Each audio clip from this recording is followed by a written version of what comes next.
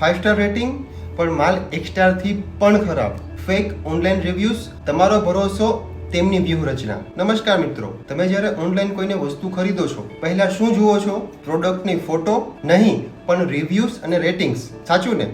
પણ શું તમે જાણો છો કે ઘણા ઓનલાઈન રિવ્યુઝ સાચા નથી હોતા? એ બધા પૈસા આપીને લખાવાયેલા ફેક હોય છે. આજનો અહેવાલ છે કે ફેક ઓનલાઈન રિવ્યુઝ ખરાબ વસ્તુને સારી દેખાડવા માટેનો એક ખેલ છે. તમે Amazon, Flipkart, Google reviews, hotel booking sites કે ફૂડ એપ્લિકેશન પર 5 સ્ટાર જોયા હશે.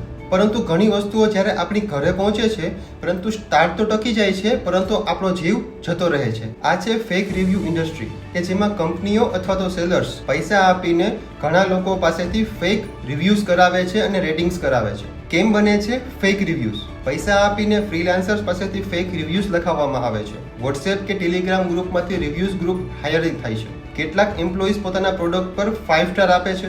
રિવ્યુઅર્સને ફ્રી પ્રોડક્ટ્સ આપી બદલામાં સ્ટાર ડસ્ટ લખાવાય છે.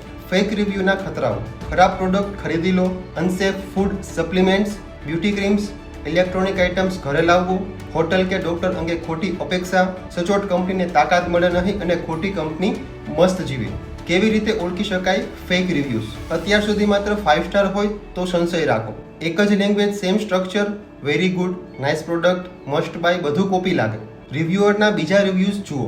જો બધા 5 સ્ટાર હોય તો એ પેઇડ રિવ્યુઅર હોઈ શકે છે. જો રિયલ રિવ્યુઝ હશે તો એમની સાથે ફોટોસ પણ એટેચ જોવા મળશે. ન્યૂ પ્રોડક્ટ અને ઓલરેડી 500+ રેટિંગ એ પણ શંકાસ્પદ છે. શું કોઈ ભરોસાલાયક માર્ગ છે?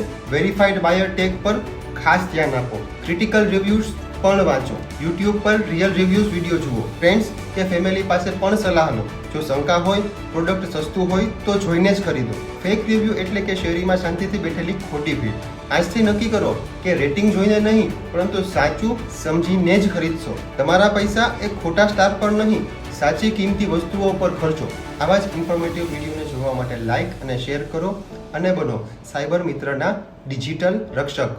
Stay safe, stay protected. જય હિન્દ.